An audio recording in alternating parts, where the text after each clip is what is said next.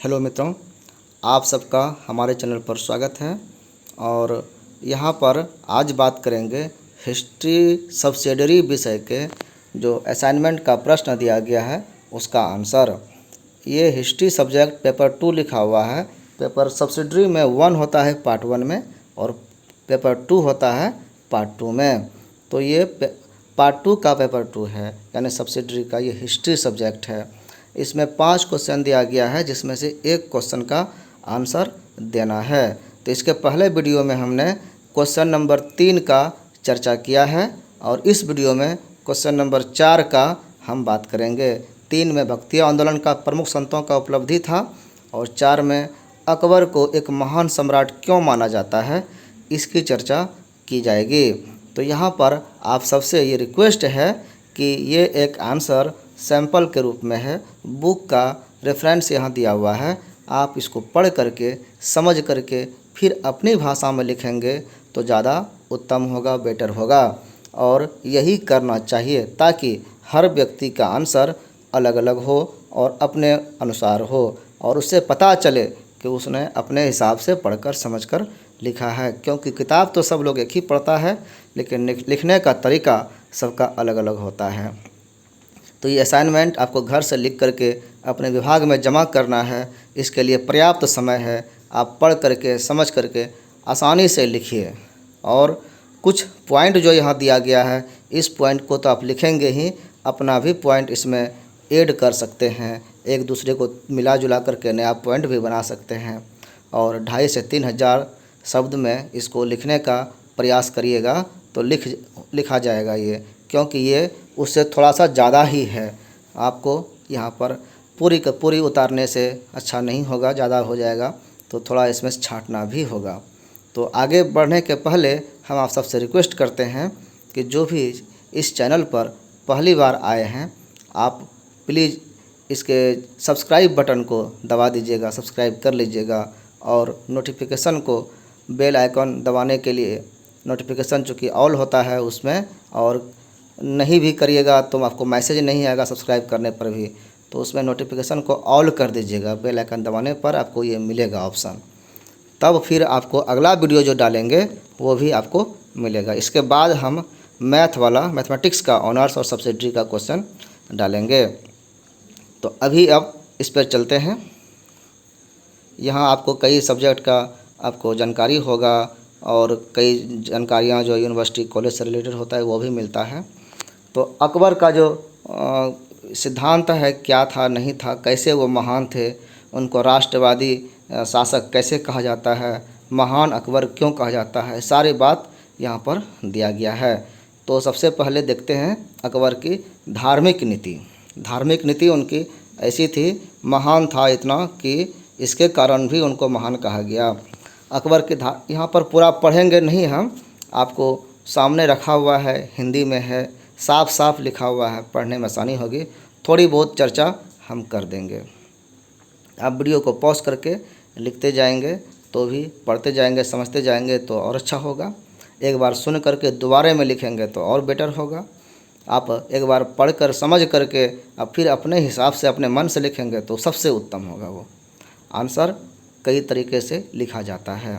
तो अकबर की धार्मिक नीति जो है वो कैसे उस समय के हिसाब से बढ़िया था, वो धर्मनिरपेक्ष किस तरह से हो गया। आप जानते हैं कि अकबर मुस्लिम शासक था, लेकिन उस समय यही बात कहा गया कि कैसे वो सभी धर्मों से परे हो गया और उन्होंने एक अलग धर्म की स्थापना की, एक परंपरा, एक संप्रदाय की स्थापना की। भले वो फेल हो गया, लेकिन इनकी नीति बहुत ही उदार थी।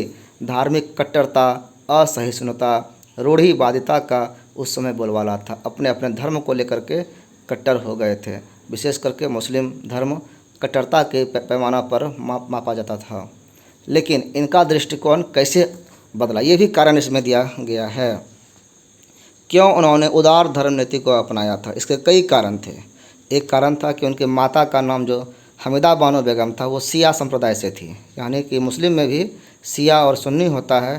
कहा जाता है कि शिया थोड़ा सा ज़्यादा कठोर होते हैं, सुन्नी ज़्यादा कठोर होते हैं और वो पूरी तरह से ज़िद्दी भी होते हैं और कुरान को एकदम से आँख मूंद करके मानते हैं। थोड़ा, लेकिन शिया जो है थोड़ा उससे उदार होता है, उतना ये व्यवहारिक ज्ञान को ये एक्सेप्ट करता है, सुधार भी मानता है, और इनसे भी ज़्यादा उदार सूफ़ी होता है। तो ये हायरार्की है उसमें।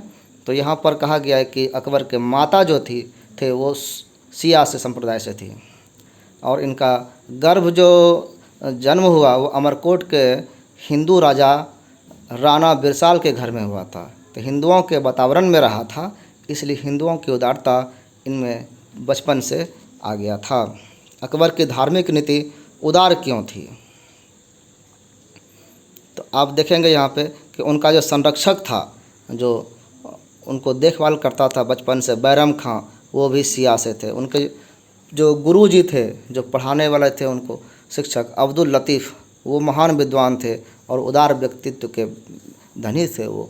इस तरह से इनको ऐसा माहौल मिला कि सुलह कुल का उनको संदेश मिला, यानी शांति सबको प्राप्त हो, पीस टू ऑल, ये उनको शिक्षा मिला। और भी कई कारण थे कि उस समय के जो संत होते हुए थे, चैतन्य, कबीर, नानक, इन सब की शिक्षाओं का प्रभाव था कि उस समय हिंदू मुसलमान को एक करने का बात हो रहा था। दोनों एक दूसरे से प्रभावित हुए थे और प्रेम और उदारता की भावना का समावेश उस समय हुआ था, और इसका प्रभाव अकबर के मस्तिष्क पर भी पड़ा। बचपन से वो ऐसा देखे थे। शुरू में वो ख्वाजा मोइनुद्दीन चिश्ती की दरगाह में इबादत के लिए, पूजा के लिए जाते थे, लेकिन धीरे धीरे उनका ये बाहरी आडंबर से मोह भंग हो गया था। राजपूत कन्याओं से, राजकुमारियों से उसने विवाह किया, तो उससे भी उनके धार्मिक विचारों में, नीति में परिवर्तन आया। उन्होंने एक आज्ञप्ति निकाली, एक आज्ञा वाला, तो उसमें लिखा गया कि युद्ध बंदियों को ना मुसलमान बनाया जाए, यानी ज़बरदस्ती किसी को मुस्लिम नहीं बनाया जाए और ना ही गुलाम बनाया जाए। हाँ, वो जीता हुआ प्रदेश है तो पराजित राज्य का उनको निवासी माना जाए, बस उनको जीने का अपने ढंग से अधिकार दिया जाए, ज़बरदस्ती उनको मुस्लिम नहीं बनाया जाए। पहले ऐसा नियम था कि या तो मुस्लिम बनो या फिर मरो, ऐसा उसमें ज़बरदस्ती किया जाता था। अकबर ने थोड़ा सा ढील दिया था। हिंदुओं पर लगाए गए प्रतिबंधों एवं धार्मिक करों का अंत उन्होंने किया था। हिंदुओं पर शासन करने के क्रम में ज़्यादा क्रूरता दिखाया गया था उसमें उनके पूर्व के बादशाहों ने, और कर लगा दिया था कि हिंदू अगर मंदिर या तीर्थ स्थान जाएगा तो कर देना पड़ेगा, टैक्स देना पड़ेगा। तो इसको उसने रोका। धार्मिक यात्रा पर जाने का जो टैक्स था वो 1563 ईस्वी में ख़त्म कर दिया। जजिया कर को भी उठा दिया 64 में। तो यहाँ पर जो है मुस्लिम साम्राज्य के प्रजा के बीच जो विभेदीकरण लाता था, भेदभाव करता था, वैसे सारे नियम को हटाया और बड़े बड़े पद पर जो है योग्य व्यक्ति को, चाहे वो हिंदू हो या राजा हो या कोई भी थे, उनको स्थान दिया योग्यता के प्रति, और अपने प्रति जो निष्ठा था, जिसकी जो इनको अच्छा मानता था, जिनसे इनको लगता था कि हमारे प्रति उनकी सच्ची भक्ति है, उनको योग्य पद पर बैठाया। इबादत खाना की स्थापना 1575 ईस्वी में अकबर ने किया था। उनके मन में बहुत ही जिज्ञासा था, बहुत ही प्रश्न करते थे, और पढ़े लिखे उतने नहीं थे, शिक्षित नहीं थे, लेकिन उनके मन में बहुत ही तेज रीजनिंग था, सवाल उठता था, और उसके जिज्ञासा को शांत कोई नहीं कर पाता था। वो बहुत ही जिज्ञासु व्यक्ति होने के कारण ही बहुत ज्ञानवान बने, और ज्ञानियों के साथ वो रहते थे, विद्वान की मंडली रखते थे साथ में।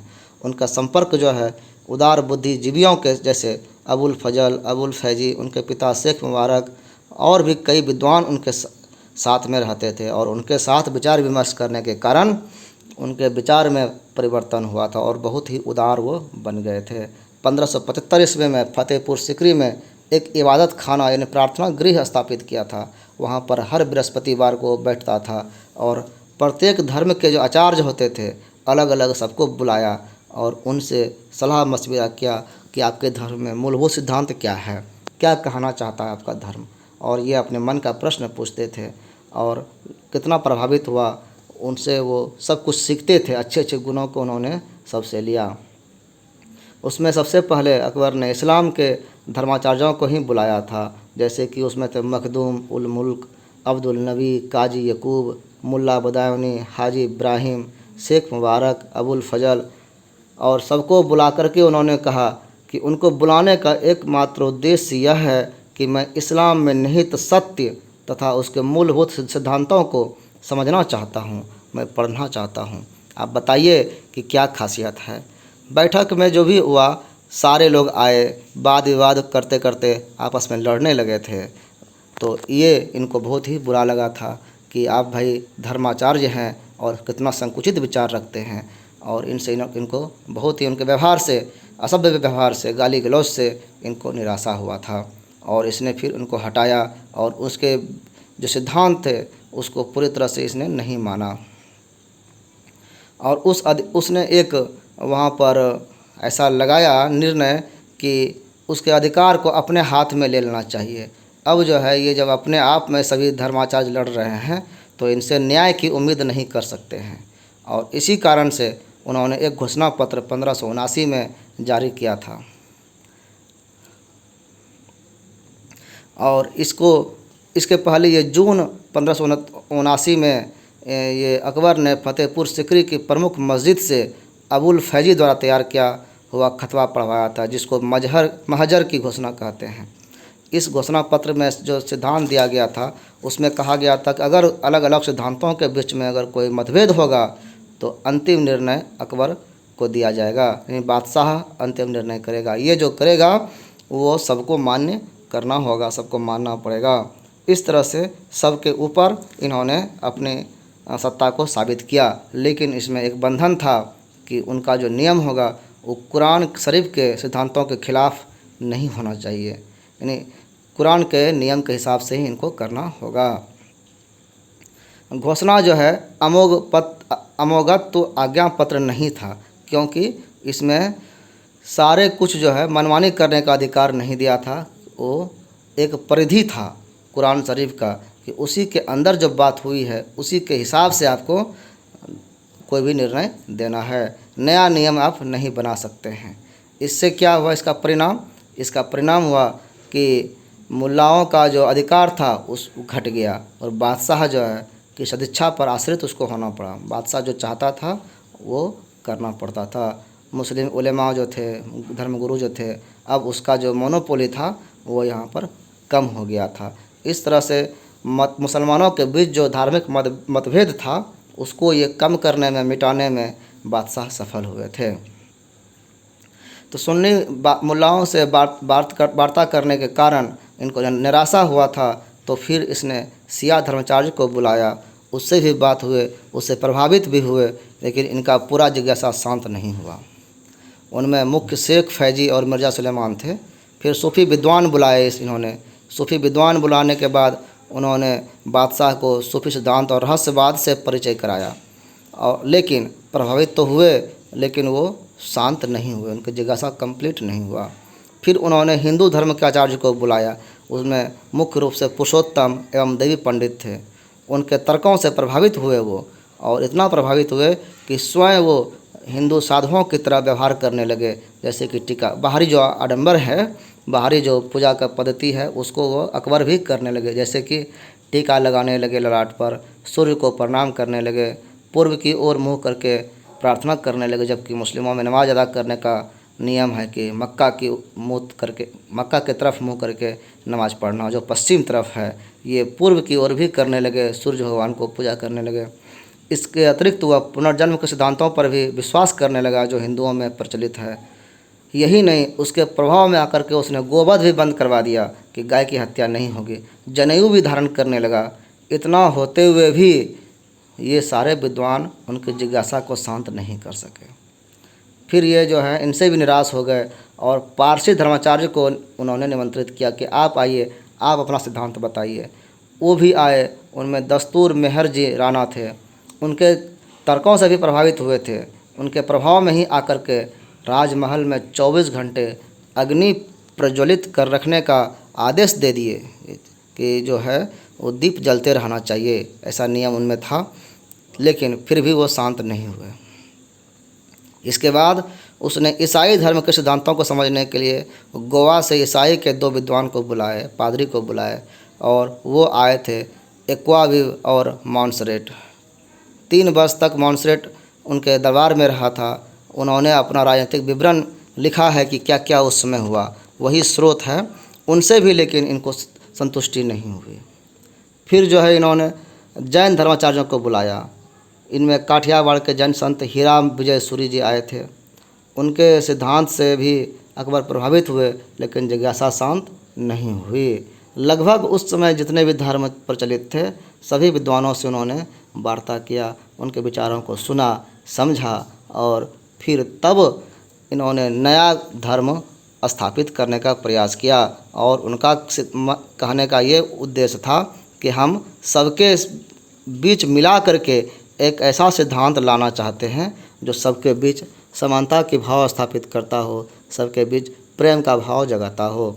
इसी को दीन ए इलाही बाद में कहा गया था।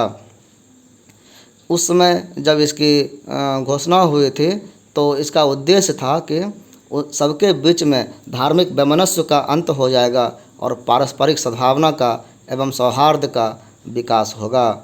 उस समय जो किया गया था ये एक नवीन धर्म था, लेकिन ये धर्म के रूप में नहीं था। उस समय तौहीदे इलाही अथवा इसका जिसका अर्थ होता है दैवी एकस्वरवाद, डिवाइन मोनोथिज्म, ये था।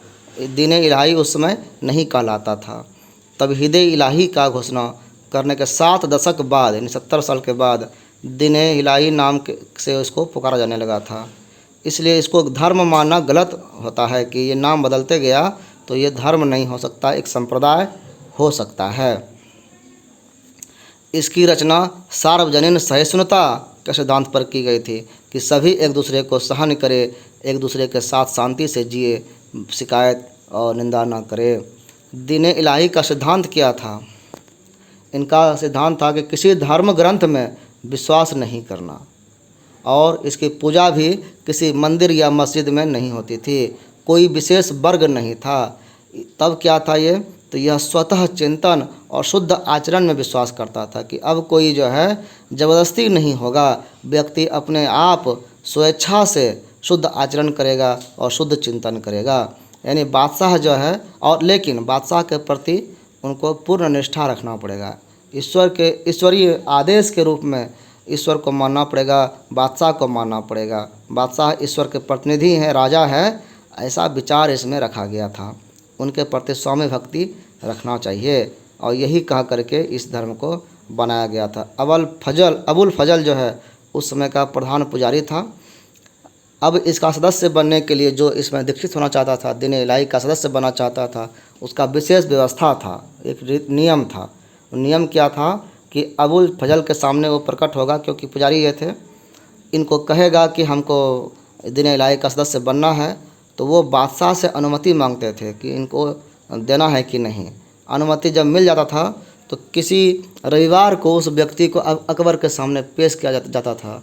रविवार के दिन उसका परिचय दिया जाता था। वह व्यक्ति अपने पगड़ी को हाथ में रख करके अकबर के चरणों पर अपना सिर रखता था। बादशाह उसे उठाता और उसके सिर पर पुनः उसकी पगड़ी रखता था। यानी पगड़ी रख करके वो शरणागति, स्वामी भक्ति को शो करता था। फिर अकबर उसको फिर इज्जत दे करके उसको कहता था, ठीक है, अब तुम मेरे शरण में आ गए हो, अब तुम इसके संरक्षक बन गए हो। इसके बाद अकबर उसे शिस्त देता था। तो शिस्त जो है वो गोल सोने का ताबीज़ की तरह होता था, जो एक पहचान होता था, सिंबल, कि ये मोहर है, ये अल्लाह की तरफ से दिया गया, जिसका अल्लाह हो अकबर यानी ईश्वर महान है, एक तरफ लिखा रहता था। और वही दीन ए इलाही सदस्य के रूप में उसको मिलता था ये सिंबल, आई कार्ड कहिए। सदस्य बनने के बाद उसका अभिवादन करता था एक दूसरे के साथ। वह अभिवादन के रूप में कहता था, क्या बोला जाता था उसमें कि अल्लाह अकबर, दूसरा बोलता था जल्ले जलाले हो। तो अब इसमें जो भी था कि जो शामिल हुआ, अब वो एक भोज देगा और मरने के बाद जो भोज दिया जाता है वो अपने जन्मदिन पर ही भोज दे देगा। तो जो भी था, और गरीबों में दान करेगा जिससे कि परलोक सुधर जाए। सदस्यों का जो नियम होगा वो निरामिष भोजन करने की कोशिश करेगा, शाकाहारी भोजन करेगा, मांसाहारी भोजन दूसरे को दे सकता है, खुद नहीं खाएगा। और वर्षगांठ जिस महीने में होगा, अगर खाएगा भी तो जिस महीना में जन्मदिन पड़ता है उस महीने में उसे आमिष भोजन नहीं करना है। किसी भी हाल में। दीन इलाही का सिद्धांत यह भी था कि तुम्हारे साथ अगर कोई दुर्व्यवहार करता है, गाली गलौज मारपीट करता है, तब भी हमको जवाब नहीं देना है, बदले की भावना से काम नहीं करना है, उसको क्षमा कर देना है, मृदुल व्यवहार करना है, एकदम से संत बना दिया था। इसका नियम ऐसा था कि सांसारिक सुखों का त्याग करना चाहिए, कर्म के परिणामों के संबंध में चिंतन करना चाहिए कि हम जो कोई काम कर रहे हैं इसका क्या परिणाम होगा, इसलिए अच्छा कर्म करना चाहिए। बादशाह के प्रति पूर्ण आस्था रखने पर जोर दिया जाता था और उनके लिए अपने संपत्ति, मान सम्मान, जीवन एवं धर्म सबको न्यौछावर कर देना चाहिए, ऐसा नियम था। इन 4 चीज़ों का त्याग करने के लिए 4 श्रेणी समझी जाती थी कि लोगों ने क्या क्या त्याग किया है, उसी के हिसाब से उनका महत्व बढ़ता था। इनका सिद्धांत सूफी दर्शन से मिलता जुलता था। उस समय इसकी संख्या, सदस्यों की संख्या लगभग हजारों में थी। परिणाम इसका क्या हुआ? तो अकबर के धर्मनिरपेक्षता की नीति साम्राज्य के लिए लाभदायक सिद्ध हुआ।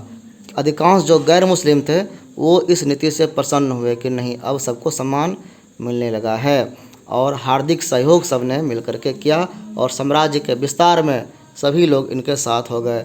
धार्मिक नीति का कुछ लोग विरोधी भी था, उसमें कुछ मुल्ला, शेख, उलेमा आते थे। इन लोगों ने अकबर को इस्लाम विरोधी घोषित किया कि नहीं, ये इस्लाम विरोधी है, इस्लाम का ये सब इतना उदारता नहीं दिखाता है, ये हिंदुओं का, सूफियों का धर्म को अपना लिया है, इस्लाम विरोधी हो गया है अकबर। और उसने विद्रोह भी किया, लेकिन वो सफल नहीं हुआ। बंगाल और बिहार में कुछ लोगों ने विद्रोह किया था अकबर का। दीन ए इलाही का समीक्षा करने के क्रम में आप कह सकते हैं कि इसका जो सृजन किया गया, सोच समझ के किया गया था, अत्यंत उदार भावना के साथ इसकी स्थापना हुई थी, लेकिन ये ऐसा नहीं कर पाया था। धार्मिक द्वेष और जो भी दंगा फसाद है इसको समाप्त करने के लिए किया गया था, लेकिन ये सफल नहीं हुआ था। क्यों नहीं हुआ? कई कारण हैं इसके।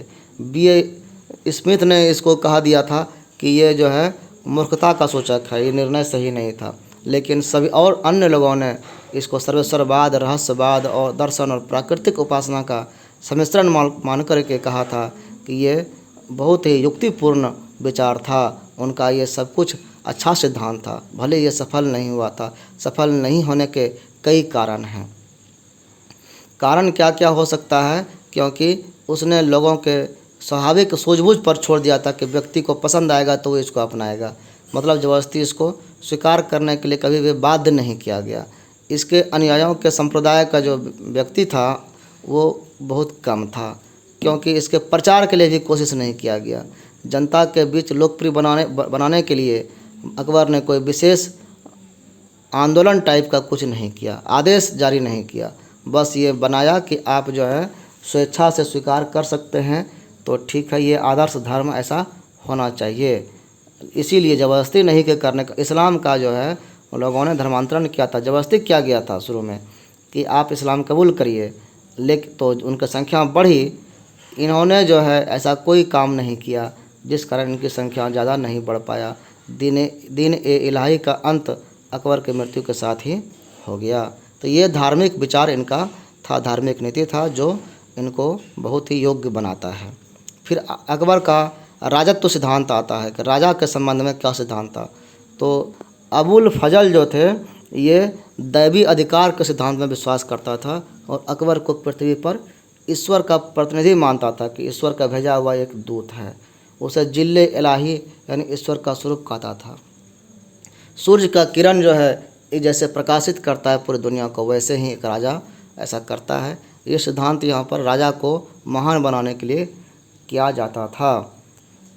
अबुल फजल के अनुसार कहा जाता है कि राजत्व परमात्मा का उपहार है और वह तब तक प्रदान नहीं किया जाता जब तक कि कई सहस्त्र मानव गुण एक ही व्यक्ति में अवतरित नहीं हो जाए।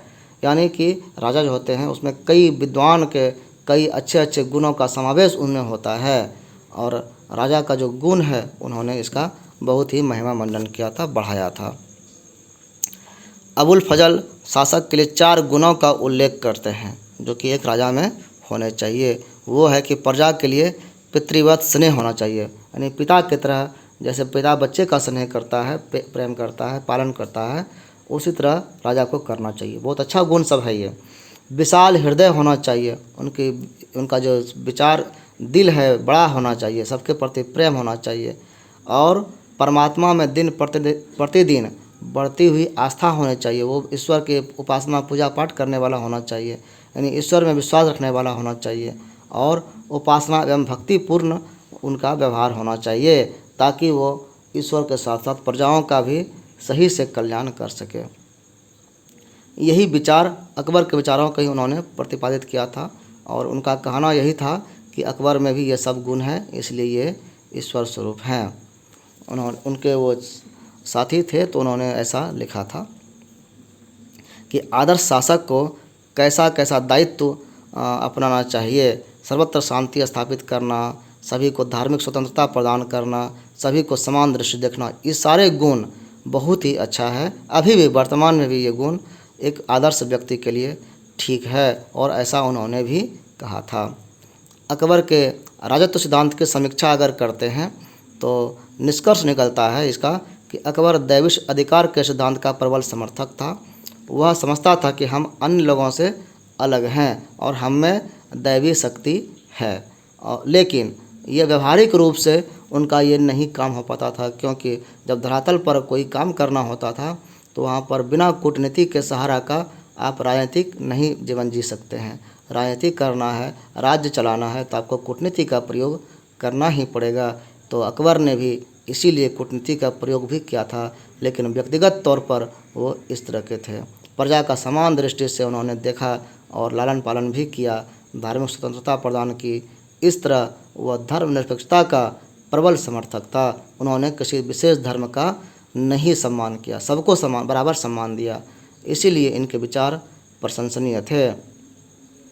उस समय जो कट्टरता का और सांप्रदायिकता का बोलबाला था, उस समय ऐसा उदार धार्मिक नीति का समर्थन करना एक कठिन बात था, लेकिन अकबर ने ये करने की हिम्मत की। ये उसकी महानता का सूचक है। अकबर के शासन के अंतिम कुछ वर्ष में थोड़ा सा प्रॉब्लम हुआ। जैसे जैसे अकबर बूढ़े होने लगे तो उनका जो है राज्य कमज़ोर होने लगा था। उनके लड़के सलीम ने ही खुद उनका विद्रोह कर दिया कि हमारे पिता इतने स्वस्थ हैं, इतने लंबे तक राज्य कर रहे हैं, तो हमको कब मिलेगा मौका। तो उन्होंने कई बार विद्रोह किया था। यहाँ पर आप देखते हैं कि अपने ही राज्य को उसने लूटने का काम किया, जिससे अकबर को बहुत ही तकलीफ़ हुआ था। उसकी दादी जो थी सलीम का, हमीदा बानो बेगम ने उसको सलीम को सही रास्ते पर लाने का प्रयास किया था, लेकिन ये किसी से नहीं समझा, किसी ने इसको समझा नहीं पाया।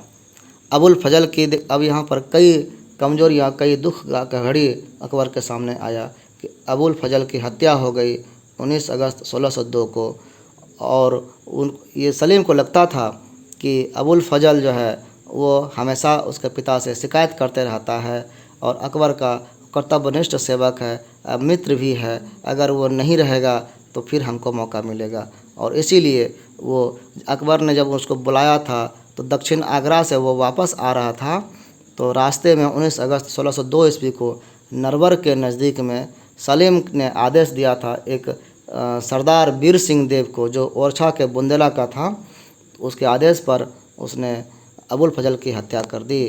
अपने सबसे प्रिय हितैषी एवं सेवक की इस नृशंस हत्या से अकबर को काफ़ी दुख हुआ था।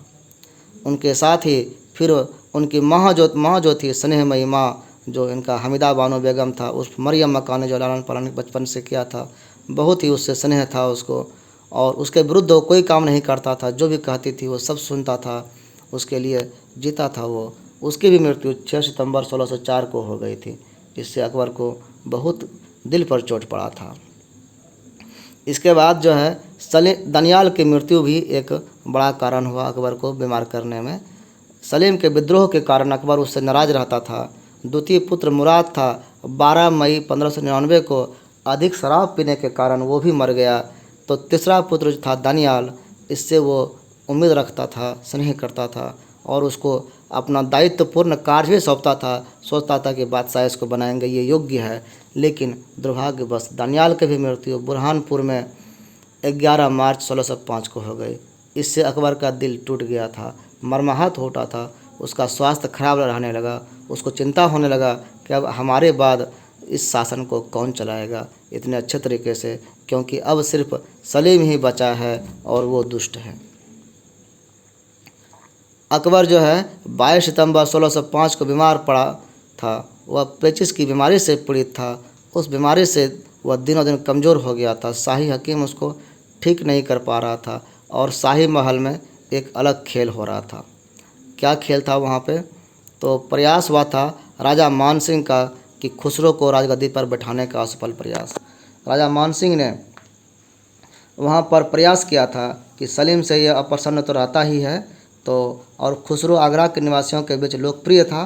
तो खाने आजम जो मुग़ल साम्राज्य का दूसरा शक्तिशाली उमरा था, खुसरो का ससुर था। जब अकबर की अवस्था चिंताजनक हो गई तब मानसिंह और खाने आजम दोनों ने मिल करके खुसरो को मुग़ल राजगद्दी पर बैठाने का प्रयास किया था। सबसे पहले क्या किया उसने? अर्ध बेहोश अकबर से खुसरो को भावी बादशाह मनोनीत करवाने की कोशिश की कि आप भाई अकबर को कहा कि आप मान लीजिए, कह दीजिए कि खुसरो को राजगद्दी पर बैठा दिया जाए। वो जिसको कहता वो बैठ जाता, लेकिन उसमें वो सफल नहीं हुए। इसके बाद उन दोनों ने राज दरबार के प्रमुख उमराओं की बैठक में खुसरो को मनोनीत करने का प्रस्ताव रखा, लेकिन सैयद खां बरहा, मुतम्बिद खां आदि उमराओं ने विरोध कर दिया और यह प्रस्ताव स्वीकृत नहीं हुआ और फिर ये राजा नहीं बन पाया। मान सिंह और आजम खां ने शाही खजाने पर भी अधिकार स्थापित करने की कोशिश की, लेकिन रामदास कछवाहा और उसके साथियों के विरोध के कारण यह भी सफल नहीं हुआ। अपने सभी प्रयत्नों में वो असफल होकर हताश हो गए और निराश बैठे रह गए। इसी बीच शुभेच्छु के साथ अमीरों के राय से सलीम अकबर के पास गया और उसकी बहुत ही हालत ख़राब थी। अब मरने के समय पे आ गया था, वो अंतिम सांस ले रहा था। तो उसकी अकबर ने उसी समय देखा कि अब तो कोई बचा ही नहीं है। तब इशारा में उसने कहा कि सलीम के कमर में शाही कटार बांध दो। शाही कटार जिसके पास रहता था वही बादशाह माना जाता था। तो सलीम को फिर मजबूरन वो शाही कटार दिया गया। उसके बाद बादशाह मूर्छित हो गया और बोली पहले से बंद था, फिर वो मृत्यु को पा गए।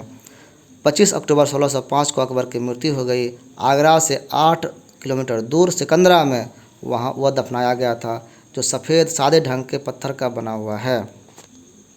ये अकबर का जीवनी है। इनका राजा का सिद्धांत और धार्मिक नीति बहुत ही उन्नत थी। फिर आगे क्वेश्चन के रूप में है कि क्या अकबर एक राष्ट्रीय शासक था? अकबर के राज्य शासन के बारे में अब यहाँ पर देखिए, इसको विशेष रूप से हम पढ़ेंगे नहीं, लेकिन ये पॉइंट वाइज चर्चा करने का विषय है कि अवलोकन जब करते हैं तो राष्ट्रीय भावनाओं से प्रभावित था उनका सत्ता, और इसी के कारण उसका पता चलता है कि वो राष्ट्रीय भावना का शिकायत वहाँ पर कुछ नहीं हो सकता था, सबकी बात को रखने का काम करता था। तो राष्ट्रीय शासक राष्ट्र लेवल पर एक पूरे देश को चलाने वाले वो शासक थे और सबके बीच सामंजस्य स्थापित करने का काम कर रहे थे। उसको किसी में कोई शिकायत करने की संभावना नहीं थी। तो इस कारण से राष्ट्रीय शासक उनको कहा जा सकता है। तो क्या था उन्होंने, फिर उसको यहाँ पॉइंट के रूप में लिखा गया है कि इस्लामी राजत्व सिद्धांत का त्याग किया गया। इस्लाम का जो शासन सिद्धांत था उसको हटा करके, शरीयत का जो नियम था उसको हटा करके इन्होंने एक अलग ढंग से समानता का दर्जा दिया था। सभी को राज्य की ओर से सुरक्षा दिया, धार्मिक स्वतंत्रता प्रदान की गई। तो ये अकबर का जो है महानतम देन है कि धर्मनिरपेक्ष राज्य की स्थापना करने का उनका संकल्प था और उसकी राष्ट्रता को भावना जो है वहाँ बलवती हो गई। विश्वजनीन धार्मिक सहिष्णुता की नीति का पालन उन्होंने, धर्मनिरपेक्षता के अंतर्गत धार्मिक सहिष्णुता की भावना निहित है, इससे अकबर अवगत था। उनको पता ये चला कि गैर मुसलमानों की सहानुभूति भी आवश्यक है, सहायता और सहयोग उसका कैसे मिलेगा हमको, तो जब हम उनके लिए भी काम करेंगे तब। तो इस कारण से हिंदुओं पर जो बंधन डाले गए थे वो उनसे टैक्स वगैरह से सबको मुक्त कर दिया, ताकि जाति धर्म या वर्ग का ख्याल ना रहे और कोई आरोप नहीं लगाए। और इसी के कारण उन्होंने योग्यता के आधार पर सभी लोगों को राजकीय उच्च पद पर नियुक्त करने का आदेश दिया।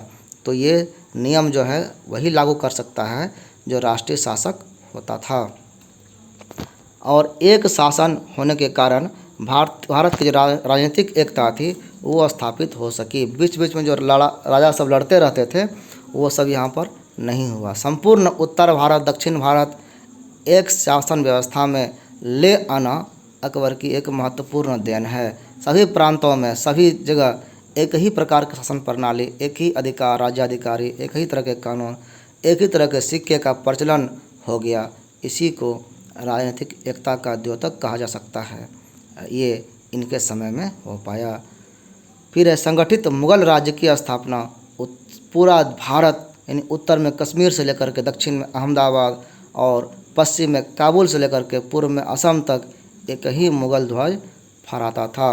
उसने मुगल शाही सेवा की स्थापना किया था, जैसे अभी यूपीएससी है उस तरह से, और इसके आधार पर उन्होंने एक दूरदर्शी नीति का पालन किया और एक सीमा, वैज्ञानिक सीमा स्थापित किया जिसका क्षेत्र बहुत बड़ा था। अब देख सकते हैं कि उत्तर पश्चिम में हिंदू कुश पर्वत से लेकर के पश्चिम में अरब सागर, पूर्व में बंगाल की खाड़ी और उत्तर पूर्व में असम की पहाड़ी तक उनका राज्य फैला हुआ था।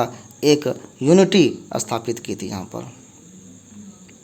सामाजिक संयोजन की नीति उन्होंने अपनाया, समाज को जोड़ने का काम किया उन्होंने।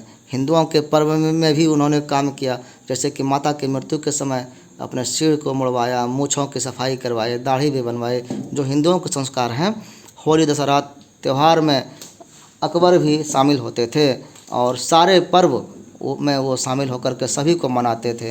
हिंदुओं में राजपूत घराने की जो लड़कियां थी उससे उसने वैवाहिक संबंध भी स्थापित किए, रिश्ता जोड़ने की कोशिश किए उन्होंने। हिंदू मुसलमान को एक दूसरे के निकट लाने की कोशिश उन्होंने की थी। हिंदुओं में जो उसमें बुराई था उसको बंद करने का, सती प्रथा, बहुविवाह, इस प्रथा को जो था कुप्रथा, इसको बंद करने की आज्ञा दी थी। ऐसे उनका ये सामाजिक सुधार सफल पूरी तरह से नहीं हो पाया था, लेकिन सराहनीय जरूर था। उन्होंने ऐसा काम तो किया, करने की कोशिश किया था। सांस्कृतिक एकता की स्थापना भी उन्होंने करने की कोशिश की। इसके लिए क्या किया था, विभिन्न क्षेत्रों में सांस्कृतिक समन्वय स्थापित करने की कोशिश की। साहित्यिक एकता के लिए भी उसने प्रयास किया था। फारसी भाषा को राजभाषा घोषित किया, लेकिन संस्कृत को भी उसने दूसरा दर्जा दे दिया था। संस्कृत के अनेक ग्रंथ जो थे उसको फारसी में अनुदित कराया, ट्रांसलेट कराया। इसके लिए जो है अलग अलग उसने अनुवाद विभाग की स्थापना की, एक डिपार्टमेंट ही बना दिया जिसका काम था अनुवाद करना। प्राचीन धर्म ग्रंथ, विभिन्न शास्त्र, अरबी, तुर्की ग्रंथ सारे को फ्रांसीसी में अनुदित करवाए गए। यद्यपि फारसी राजभाषा थी तो भी अकबर ने संस्कृत को भी उचित स्थान दिया था। कई शिलालेख मिलता है, जैसे अभी आप देखेंगे कोई शिलालेख तो हिंदी में रहेगा, उर्दू में रहेगा और इंग्लिश में भी रहेगा। उस समय भी उन्होंने उर्दू में, फारसी में और संस्कृत में लिखा था, यानी उन्होंने दोनों को साथ रखने का कोशिश किया। कहीं कहीं अभी भी अकबरकालीन मामू भांजा मकबरा जो पटना के निकट है हाजीपुर में, के अनुरक्षण के लिए जो परवाना मिला है वह फारसी और हिंदी में है। इस तरह अकबर ने साहित्यिक एकता स्थापित करने की कोशिश की। स्थापत्य कला में भी संयोजन भी उन्होंने किया था और इसके लिए हिंदू मुस्लिम जो शैली थी दोनों को मिश्रित करके उसने एक नई शैली बनाई जिसे इंडो मुस्लिम स्थापत्य शैली कहते हैं। दोनों का जो भी गुण था उसको बिल्डिंग में, मंदिरों में बनाने में प्रयास किया। मीनारों में ऐसा ऐसा डिजाइनिंग डाला गया कि लोग सोचे कि दोनों का इसमें मिश्रण है। चित्रकला में भी ये समेकन किया गया। उस समय जो इस्लामी चित्रकला था उस पर चीनी, ईरानी चित्रकला का प्रभाव था। अकबर ने दोनों को मिलाकर भारतीय चित्रकला में समेकन किया और इसका नाम पड़ा इंडो मुस्लिम चित्र शैली। अकबर चित्रकला में भी विशेष रुचि लेता था। उसकी आज्ञा से हमजा नामा नामक ग्रंथ लिखा गया जिसमें फारस के पौराणिक वीर था, वहाँ का पुराण में हमजा का जीवन चरित्र चित्रित है, तो उसके संबंध में अनेक चित्र चित्रित किए गए और इसको बनाने का काम चित्रकार थे विख्यात चित्रकार मीर सैयद अली एवं अब्दुल उस समद के पर्यवेक्षण में अनेक भारतीय चित्रकारों ने चित्रित किया था। संगीत के क्षेत्र में भी उन्होंने परिवर्तन किया। भारतीय संगीत पर विदेशी संगीत का प्रभाव पड़ा, लेकिन दोनों को समेकन करके एक नई संगीत शैली का विकास हुआ जो भारतीय एवं ईरानी शैलियों का सम्मिश्रण थी। शासनकाल में अकबर के भौतिक समृद्धि भी काफ़ी अधिक थी। जनता सुखी था, चारों तरफ धर्मनिरपेक्षता का वातावरण था, शांति से सब रहते थे, आस्था एवं विश्वास सभी वर्गों में था शासक के प्रति। सभी शासक भी पुत्रवत राजा जो बेटे की तरह अपने प्रजा का प्यार करता था।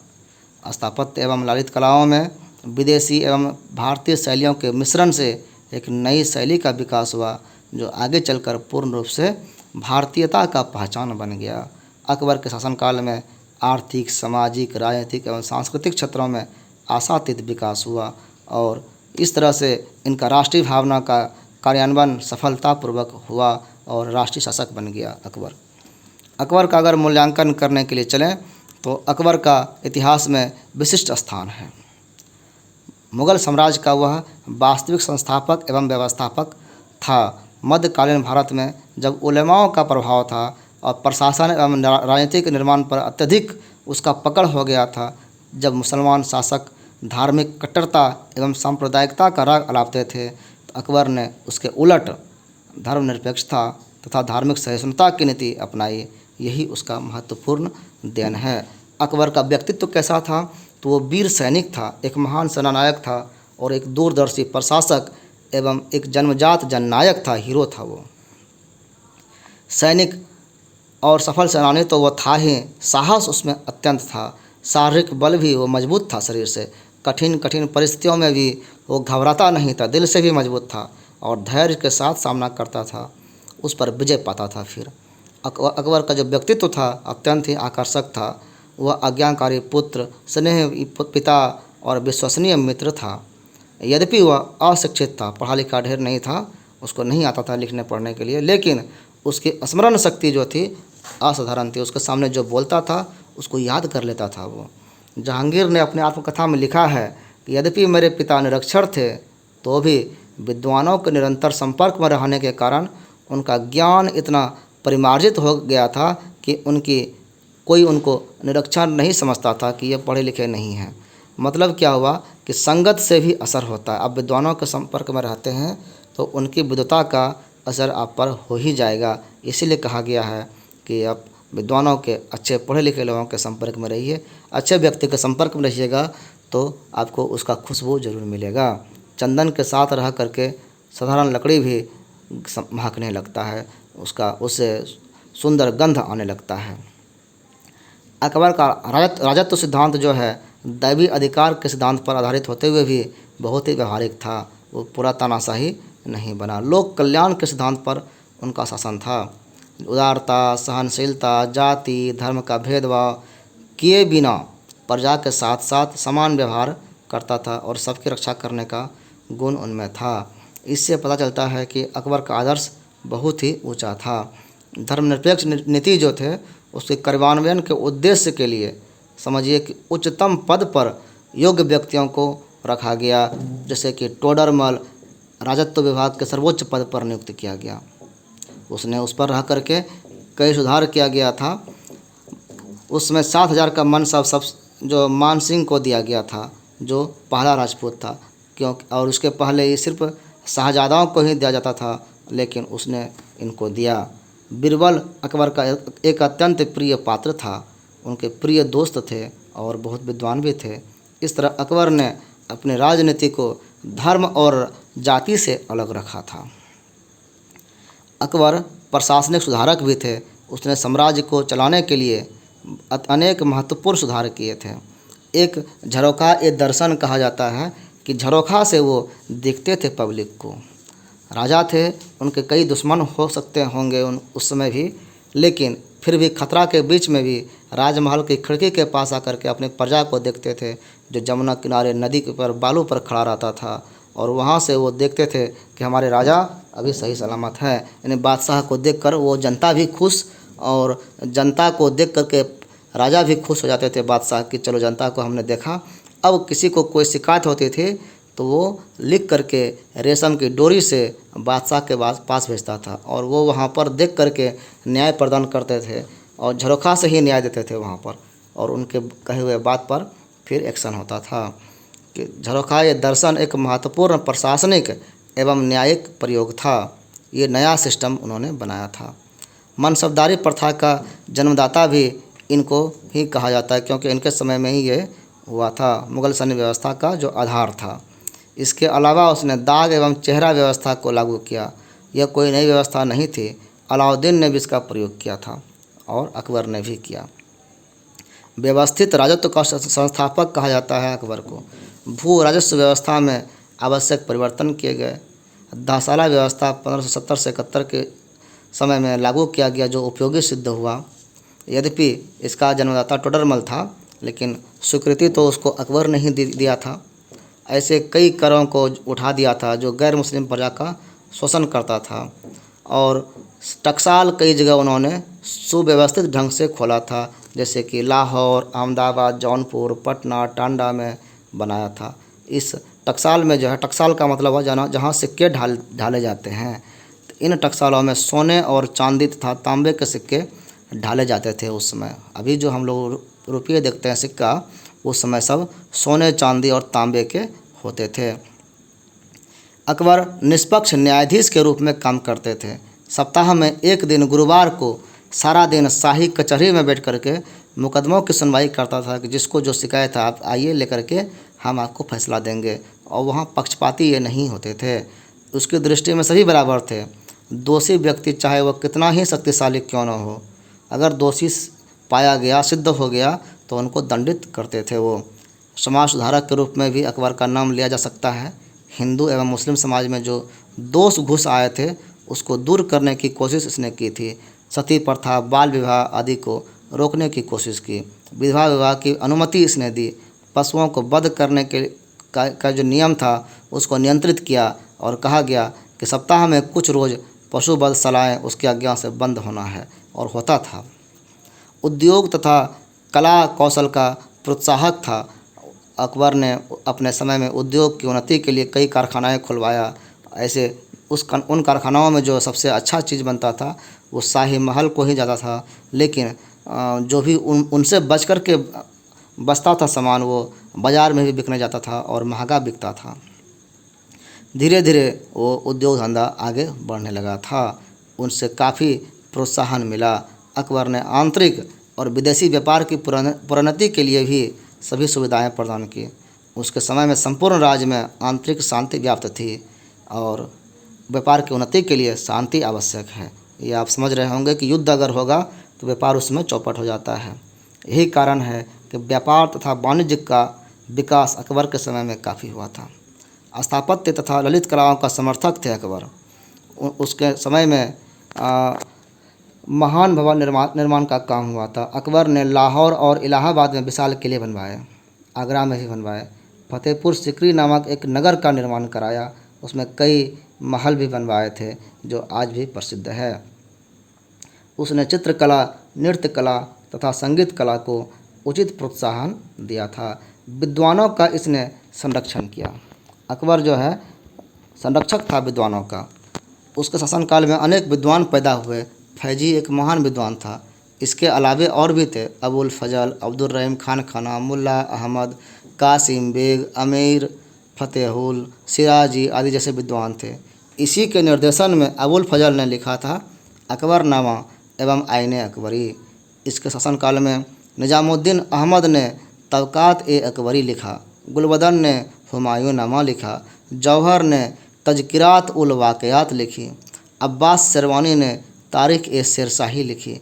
बदायूनी भी फारसी एक महान विद्वान था। उसने इसी के शासनकाल में मुंतखाब उत तवारीख़ लिखी। वह विद्वानों से बराबर विभिन्न विषयों पर वाद विवाद करता रहता था। वह विद्वानों का ज़बरदस्त संरक्षक था। विचार करता था, वाद विवाद करता था, प्रतियोगिता करता था, कई तरह के सवाल करते थे और जवाब सुनते थे। तो यहाँ पर जो ये है, इसको आप एक एक करके ऊपर नीचे लिखिएगा तो अच्छा लगेगा टेबल के रूप में। अकबर इस तरह से कहा जा सकता है कि एक सफल प्रशासक, दूरदर्शी राजनीतिज्ञ और सफल शासक थे। और उसने शासन के आधारभूत सिद्धांतों को परिवर्तित और परिवर्धित करके उन्हें अपने समय के अनुकूल बनाया। उस समय जितना भी बेस्ट हो सकता था उसने वो प्रयोग किया।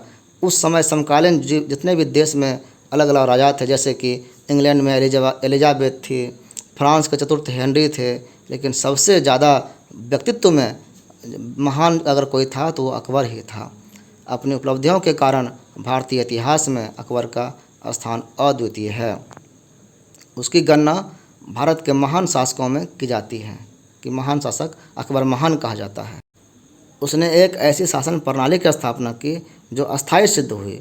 जब ब्रिटेन के लोग आए यहाँ पर, अंग्रेज लोग, तो ब्रिटिश शासन का स्थापना किया उसने, तो उस समय ये अकबर का स्थापना जो किया हुआ था शासन प्रणाली, उसका आधार बना।